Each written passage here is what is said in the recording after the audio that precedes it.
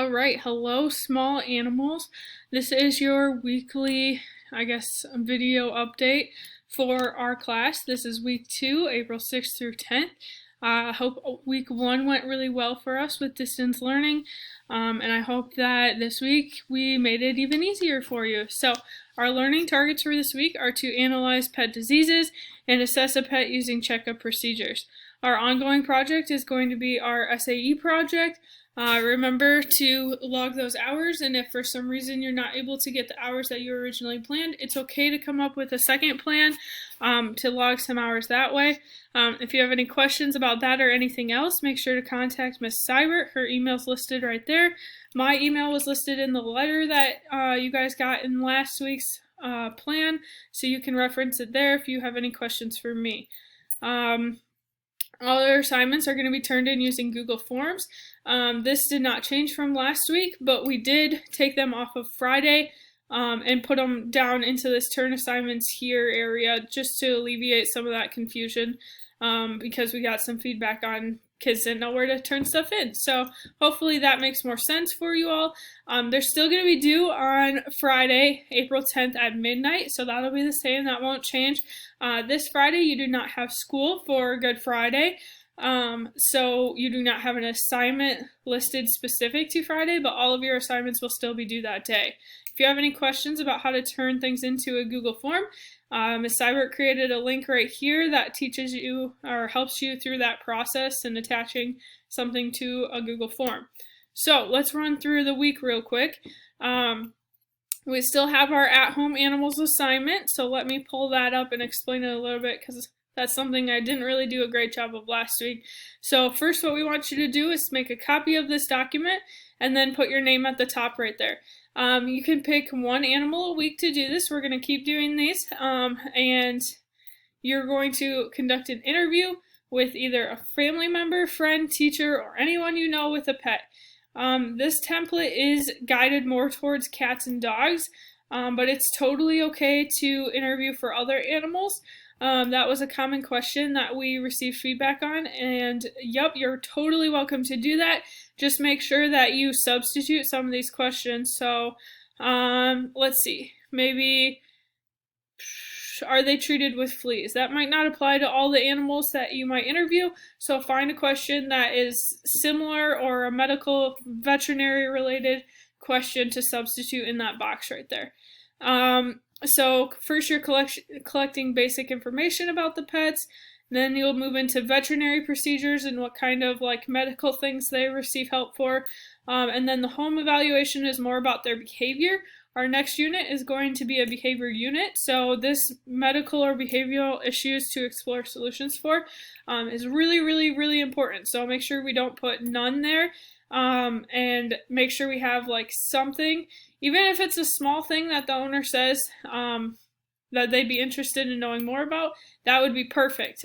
We can explore solutions for that in our next unit, and that'll make it a little more fun because we'll be able to look at animals that are familiar to us or actually have an impact with the responses that we create, because we can give those back to the owners. So that'll be really fun.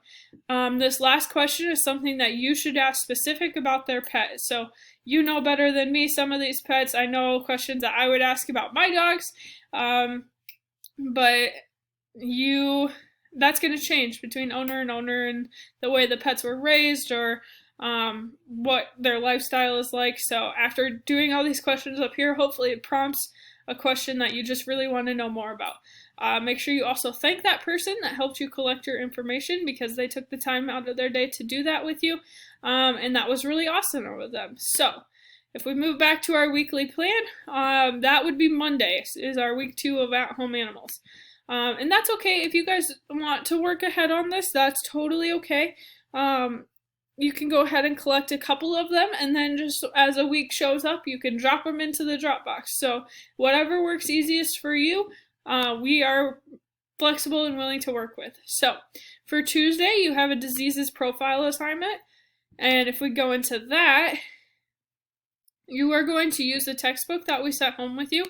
And it says, yep, right there. Make a copy of this presentation, insert your name into the title right up here, and use those pages in your textbook to investigate 2 diseases. So we want you to have 1 cat disease and 1 dog disease.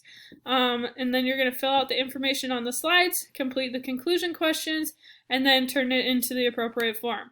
So this is what we're going to ask you to collect for your diseases. So it says about the disease, symptoms of the disease, how to prevent pets from getting it, and how it can be treated. So you're going to do 1 dog disease and 1 cat disease right there. And then your conclusion questions are, why is it important to know about diseases that threaten our pets? And what is something that surprised you while learning about pet diseases? So you get to pick whatever disease that you want to investigate, and then you're going to turn it in right down here. Oh, and I forgot to mention that at-home animals one, you're going to turn in right here. All right, the next ones, these are PowerPoints. So this is the link to click to view it on your own. If you want it read to you, I recorded a video of me reading them as well, so you can click these links below. So hopefully that's helpful for you. Your third assignment and last assignment for the week is going to be a video submission. So what you're going to do is use the information in these 2 PowerPoints, 1, 2, and you're going to create a Flipgrid. So if you click this link, it's already set up for you. You can use a model being an actual pet, a stuffed animal pet, or a drawing of a pet. So what we're going to have you do is make sure you do an introduction of your model, and then you're going to pick 3 of these 6 other tests. So temperature, respiration, pulse, evaluation of the 12 areas to examine, the CRT test, and the routes of administration. And that'll make more sense once you go through the PowerPoints on the other days. But we want you to only pick 3 of those. So you don't need to do all of them unless you really, really, really want to. A couple notes to keep in mind as we go through this. We're not actually asking you to do any tests that require you to stick something in an animal. We want to make sure that you're safe and that your animal is safe. So you're not actually going to take a temperature if you do that. You're going to explain what you would do in order to do that. Same with the routes of administration. We are not using needles on our pets. I just want you to show me where those routes are on your pet. Same goes for if you're using an actual pet in any circumstance. We want you to be really, really careful, make sure you're protected, and your pet doesn't get hurt either. So make sure you practice, even if it's just like practice measuring their breaths per minute. Make sure you practice those things so your pet is okay with you doing it before you videotape it, okay? We want to make sure, again, that you stay safe and that your pet stays safe. So that'll be really important. Once you've recorded 3 of your 6 options down here and your introduction, and that's all on Flipgrid, you can go ahead, go back to the weekly plan, and you can turn it in right here. Again, no school on Friday, so you don't have any assignment listed there, and that should conclude your week. So if you have any questions, again, reach out to Miss Seibert. She would love to hear from you, even if it's a hello. I'm sure she would prefer that even over assignment questions. Unless you have those, of course, make sure you ask those too. Everything's going to be due Friday night. Reach out if you have any questions, and good luck.